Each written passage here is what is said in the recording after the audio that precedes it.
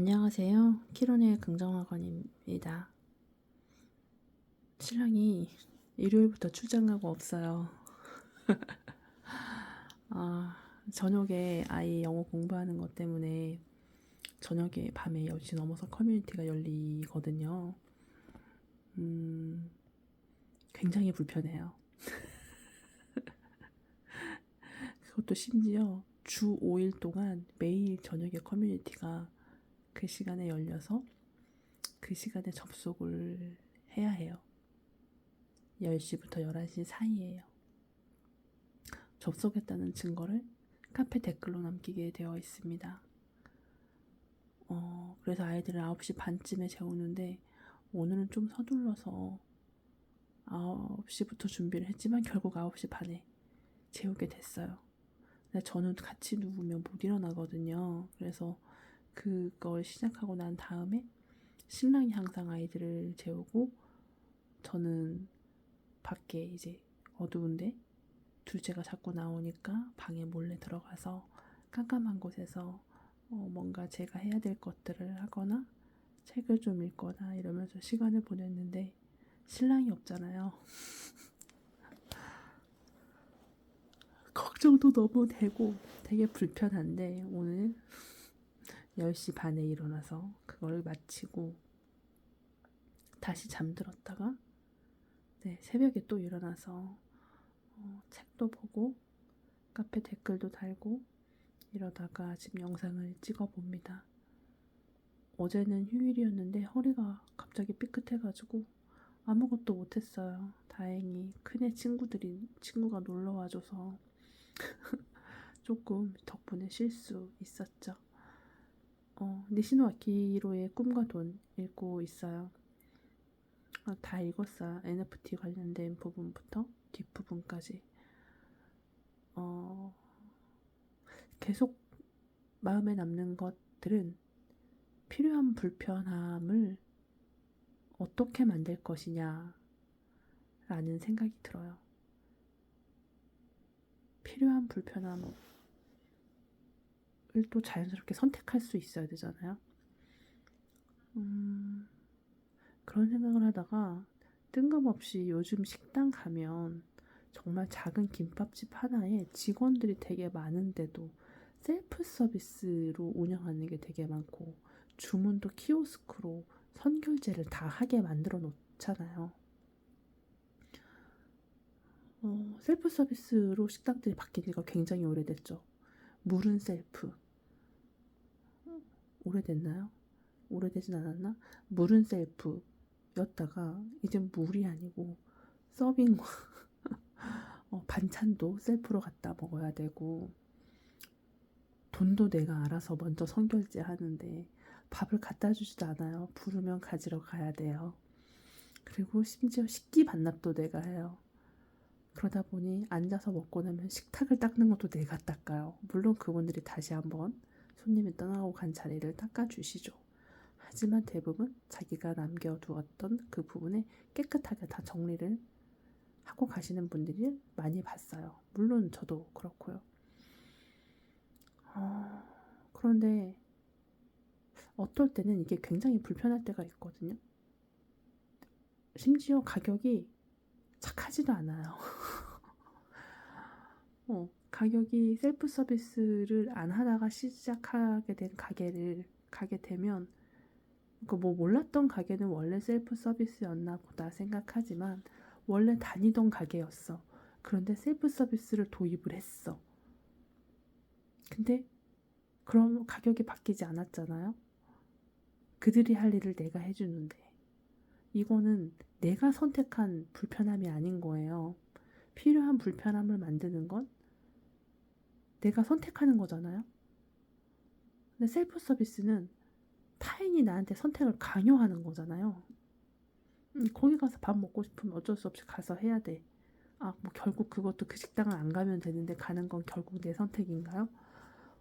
그치만 요즘에 셀프 서비스가 너무 대세가 되나서 안 갈 수가 뭐 선택을 하고 안 갈 수 있는 가게를 찾는 게 더 힘든 것 같아요.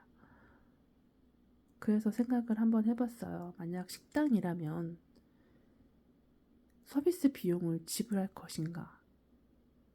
정말 너무 직원이, 이게 뭐 가게 주인이 한두 명 밖에 없어가지고 음식을 만들고 설거지하고 이걸 준비하느라 너무 바빠.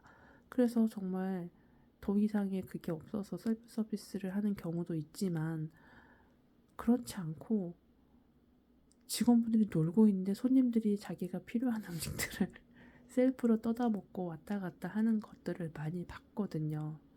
그래서 만약 정말 식당이라면 돈을 내는 사람은 서빙을 해드리겠습니다. 그렇지 않으면 셀프 서비스를 원하시는 분들은 그냥 갖다 드시면 됩니다. 이렇게 그런 식당이 있을 때 서비스 비용을 나는 지불을 할 것인가? 라는 생각을 해봤어요. 키오스크에서 서비스 비용을 결제를 하면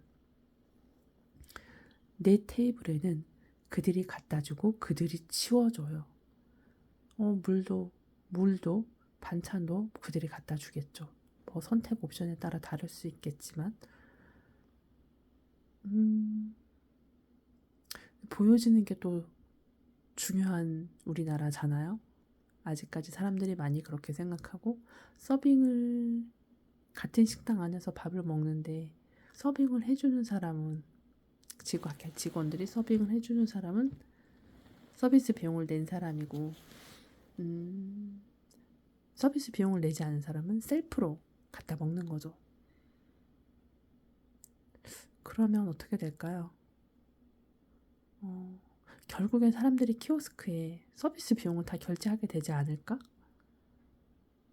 근데 그렇게 되면 굳이 키오스크에 그 서비스 비용을 넣을 필요가 없지 않나?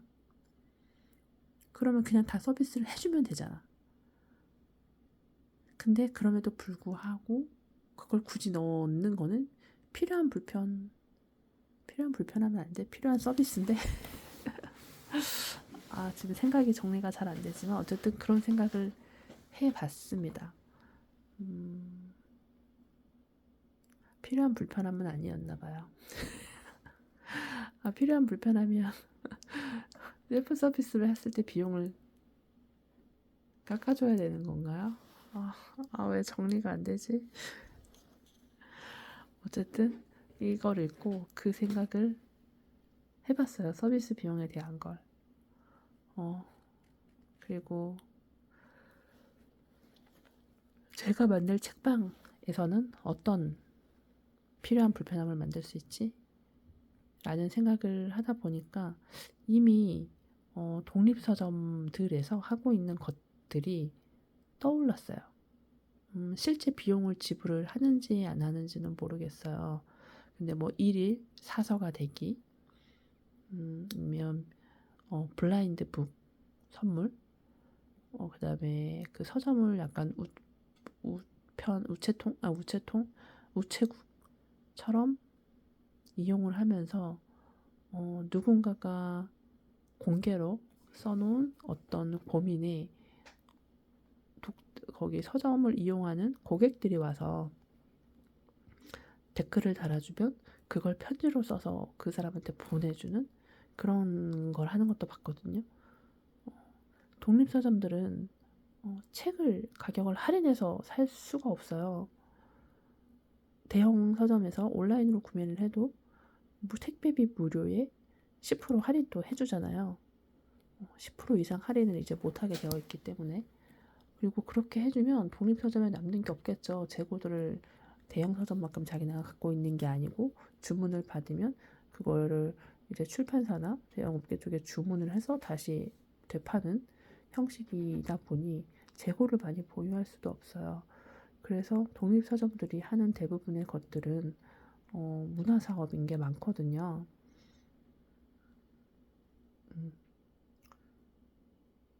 그래서 지금까지 하고 있는 것들과 앞으로 새로 할 수 있는 것들에 대해서 뭔가 고민이 더 필요하다는 생각이 듭니다.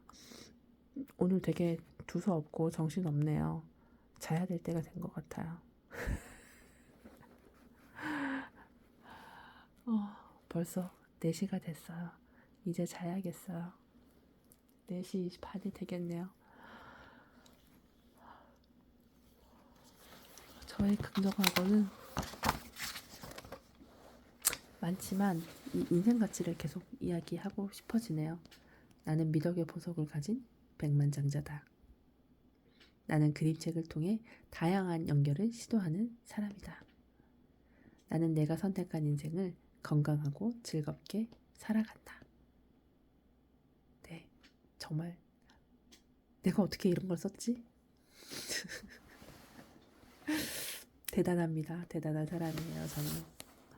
정리 안 되는 오늘의 영상 이만 줄여볼게요. 안녕.